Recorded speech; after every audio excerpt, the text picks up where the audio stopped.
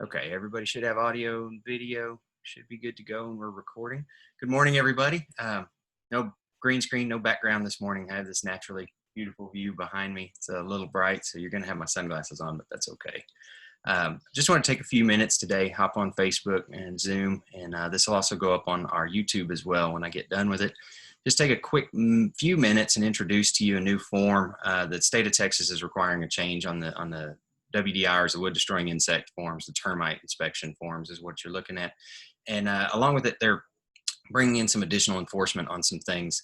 And I know that it's caused some headache for some of the agents, few of you guys that we work with. And I just kind of wanted to touch base on that and let you know kind of what we were running into and what they're holding us to. So the first thing that you need to be aware of is they're enforcing a lot more of the conducive conditions things.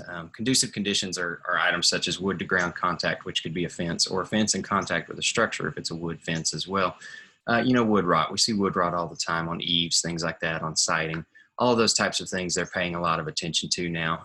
Another big one is heavy moisture along the edge of the foundation, be it slab or pier and beam, or under a pier and beam foundation. The reason they're looking for that is high moisture content is a little bit more prone to having termites infest through it. Sometimes an AC condensate drain line drains next to the house. Sometimes we even see it on old pier and beams where it drains under the house. Obviously, that's not good for a number of reasons from the home inspection side and now the pest control side. It's something to be thinking about. So you're going to see a little bit more in-depth termite inspections, and you're going to see a little bit more issues come up on each one. It's going to be pretty rare to not have anything on a home. And a lot of this is coming from just the fact that there's stronger enforcement on these issues. And honestly, as we do more and more termite inspections and more home inspections, as we continue to grow, you start to increase your chances of running into issues. And, that's something that we want to avoid as well, because not only does it, protect us, protects you, protects the agents involved, protects the buyers, protects the sellers also. And that's the idea behind having not only the termite inspection, but all the inspections. As in our area, we're pretty prone to termites. We've got the right kind of climate for it. It's very humid. Those kinds of things, they really allow for termite infestation better than, some of the places up north where it's cooler and drier. So that's something to keep in mind as well. I'm going to pull up the new report here real quick, and I'll kind of talk in the background of it. This will take maybe 10 minutes to go over. If you guys have any questions, I'd love for you to post them on Facebook down there in the comments section. Or if you want to, you can text us, call us. We're glad to answer any of them, email us. But I do want to try to keep them public because you're probably not the only one with that question. So let me pull up this screen real quick here, and we will get over and look at the new form real fast. And so the new form is going to be right here. This is going to be the T-5 form. This one comes into effect very soon. You'll notice the change. The writing here is the writing on top is a lot bigger. First of all, you've got a full page of basically what this is not going to cover, and they're making it extremely clear to whomever the purchaser of this report is, doesn't cover any condition or damage which is not visible in or on the structure at the time of inspection, but may be revealed in the course of repair or replacement work. That means if we can't see it at the time, we cannot know what's in the walls. Typically, almost always when you're purchasing this, you're purchasing it as a buyer. From the buyer's side, it's the same as a home inspection. We can't damage the house. We can't go in and tear things apart. All we can do is report what we see at the time of the inspection. Fortunately, if you choose VDA inspections and then Termite Titans, it comes with a termite warranty. We guarantee this inspection for a certain amount of time. So that's great. That's an advantage over a lot. We're going to come out, we're going to check, and we're going to see what's going on with it. This is a great example. Let's say you go in and you're buying a home, that you're going to gut it, and you have a termite inspection. We don't turn anything up. And then you pull out, a bathtub or something, and there's termites behind the bathtub. That can happen. That can very much happen. And there's nobody in the world can prevent that from becoming an issue at some point. Again, they're very prolific in South Texas. And honestly, the other thing to keep in mind is termites can infest very quickly depending on the type of termites. Drywood termites are airborne. They could show up the next day after the inspection. Subterranean termites, and then especially Formosan termites, they are also underground. They're a species of subterranean termites. Formosan termites are extremely voracious eaters. They can do damage in months that subs couldn't do in years, and drywoods could take forever to do. So that's something to keep in mind. If you suspect anything, even on personal houses or not one that's not for sale or anything like that, give us a call and let us know. We'll come out and we'll check it out. The WDI inspecting company cannot guarantee or determine that work performed by a previous pest control company as indicated by visual evidence of previous treatment, which would be stickers, drill holes, things like that, has rendered the pests inactive. So we don't have a way of knowing. Unfortunately, if it's under a warranty with a company, then we have to clear it and we have to say it as evidence of previous, even though they could be active. The other catch-22 that we run into more often is we have to recommend treatment if we see signs of it and cannot verify that the treatment was recent. Unfortunately, sometimes this can be a little subjective. Fortunately, the main termite inspector that we have, he's second generation in this. He's over 40 years in the termite business himself. And so he really knows what he's doing. And he's somebody that you can always turn to for knowledge and questions. And, you know, we really rely on him and we really back him on his findings. So he's a fantastic asset that most companies don't have. This is not a structural damage report or warranty as to the absence of wood destroying insects. Structural damage report. So we're not looking at it as an engineer. We get asked a lot, there's termites. How bad are the termites? How damaged are my walls? Unfortunately, we don't know. There's no way of knowing, again, because you're the buyer. We can't disassemble or damage the house in any way. And honestly, you know, that's something that would be outside of our termite inspector's realm. He's there to look for termites, and he's there to look for the evidence of termites. He's not there to say if the house is sound or not from the termite damage. That's definitely going to require a structural engineer. You run into that point, we've got a few that we've worked with, good experiences with all of them, and they would be fantastic. We'll connect you with them and let you get something set up. This is not a warranty as to the absence of wood destroying insects. This is truly the same as a home inspection. This report is good for the day of. Now, most mortgage companies, lenders, and title companies will accept it for 30 to 45 days afterwards. That's pretty typical. Like I say, we back it with our own type of warranty, but this is not a warranty that's guaranteed by the state or because of this form. Termite treatments are vary greatly in their efficacy and the way that they're performed. There's different kinds of termites. There's now different kinds of chemicals and different kind of treatments available.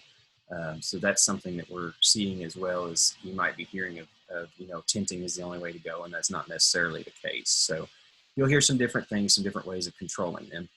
This is where the changes are going to come in just a little bit. It's not going to change terribly. Name of inspection company, address, name of inspector, all the normal kind of stuff. So this is where you're going to see a little bit of a difference. They're going to identify type of foundation, type of siding, type of roof. The reason for that is just to be able to prove a little bit better that they were at the actual property. And it also gives the possibility for, you know, other treatment companies to possibly make a bid off of the termite report. And this is going to be discussing date of treatment. You'll see this after we've performed a treatment for termites. It will talk about what type of treatment we did. And let's talk about partial spot, bait, or other. So you can't do a full treatment for subterranean termites on an existing house. No way, not possible. Because full treatments have to be performed before the foundation is installed, before you pour the slab in modern cases, or before the pier and beam was put in place. Treating for dry woods. You have full and you have limited. All you're going to see us do is limited. Full would be a full tinting of the entire home. That's not something that we do, and that's very rarely something that's necessary with the new modern chemicals that we have. Limited is what you're going to see, both styles of treatment will carry the same warranty on the house. The difference is with tinting, it kills everything that's in the house at the time. The moment they remove the tint, the drywood termites can move right back in. With the limited treatment, we treat the affected areas, and then if drywood termites attempt to infest, even 6 months later, they travel through the chemical, which is an oil-based chemical, and they end up dying. It spreads throughout the colony. It spreads by contact. So that's why we choose to stick with chemical when it's at all possible. Data treatment by inspecting company, common name of insect, all those things are going to be normal. Warranty is going to be a normal thing. You're going to see the inspector. This is where there's a little bit of a change. They're going to mention any apprentices or technicians that were present as well besides the inspector. Again, location of where the notice of inspection was posted. Pretty much always that will be beneath the sink. If they're just doing a WDIR, it'll be out at the breaker box in our area if they're doing a full termite treatment of any type. Obstructed or inaccessible areas, you're always going to see stuff checked here. Insulated area of attic or attic in general, plumbing areas, slab joints, eaves, those kinds of things, because nothing is fully accessible in construction. There's no way to do it. The only way that you'd have nothing inaccessible would be to have nothing but raw ground sitting there. Conditions conducive to wood destroying insect infestation. This is one that we were talking about just a little bit ago that I kind of introed with.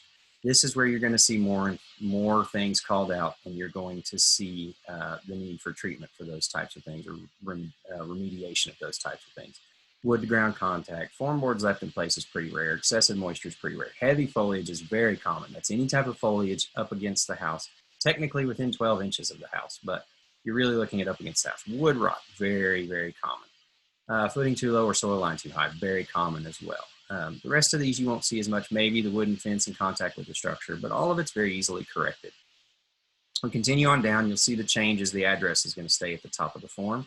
Same as before, active infestation, previous treatment. Now, something to remember, we go through and we check yes for previous infestation on drywoods and subs, but we put no for treatment.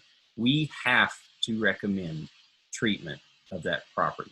Whether we find something active or not, we have to recommend treatment of that property. Keep that in mind, because the idea is just because they weren't there at the time that we did the inspection doesn't mean they didn't show up 10 minutes after he left.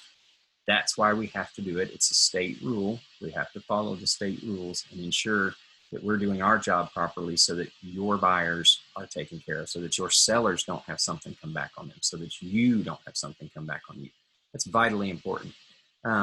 Some other ones that we wanted to talk about real quick was carpenter ants. Carpenter ants are extremely common. Anywhere there's a tree just about, you're going to have carpenter ants on a house. That's an easy treatment, nothing to sweat.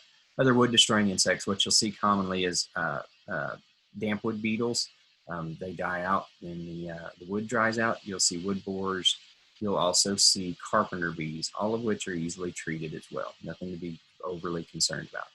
Here's going to be the other part that you're going to see a lot more coming up. So this is corrective treatment for active infestation. You're going to see that, or evidence of previous infestation with no prior treatment. So you're going to see this one come up a lot. You're probably used to that. The one that you're not used to seeing is going to be 12B, preventative treatment and or correction of conducive conditions. Yes, if there's a conducive condition up here, we're going to have to recommend correction. There's options to do it with chemicals. There's options to do it manually. Reach out to us. We're glad to help you get that all straightened out. Looking at the diagram, this is where we get a lot of questions. So everybody says, well, how do I know where the subterranean termites were or whatever? So what you're going to look for is E, right here, evidence of active infestation, or evidence of infestation, excuse me. Then it'll say A, which will be active, or P, which will be previous. And then it'll delineate drywoods, subterranean, formosan, conducive conditions, wood boring beetle, etc. So this is where we'll break that down. So make sure, we're glad to answer any questions, whatever you have, but make sure that you read this little portion before you give us a call or before your buyer gets stressed out about anything. This will explain it very easily. It'll show where they were at, and it'll explain if it was active or previous. That's really the only changes you're going to see on this form. You're going to see us submitting bids where we can for remedy of conducive conditions and things like that. So expect those to come your way. They're not necessarily required, but it's something we're required to submit. That's going to be up to your buyers and your sellers to agree on. Let me get you guys shared back over here. And now I'm back. So guys, I appreciate you taking a little bit of time to watch this video. If you have any questions, reach out to us. Phone number is 361-371-8636. And, or you can call BDA Inspections as well, 361-445-7366. And Denise or Lauren will get you taken care of. They'll get you over to the right person. We can get you scheduled and set up. And always remember that we're glad to beat any competitor's bid on any type of treatment that we can perform. It's going to be pretty much anything except tinting, so we don't have a problem doing that. We're here to help as well. Everything can be taken to closing also. That's not a problem. So reach out to us. You can even reach out to us on Facebook. You can message me, whatever you want to do. Just get a hold of us. And thank you guys for taking a little bit of time to watch this video. Please, if you have any questions, I'd love for you to go post them down in the comments. That way I can address them. That way 10 other people can get the same question answered. I think that's the best way of communication. But if you email me one, text me one, whatever, I'm probably going to go in and post it in the comments. I won't put who put it, but I'll go in there and post it in the comments. That way I can answer the questions for everybody else. So thank you guys. Have a wonderful day, and let's go out and enjoy it. It's beautiful out today.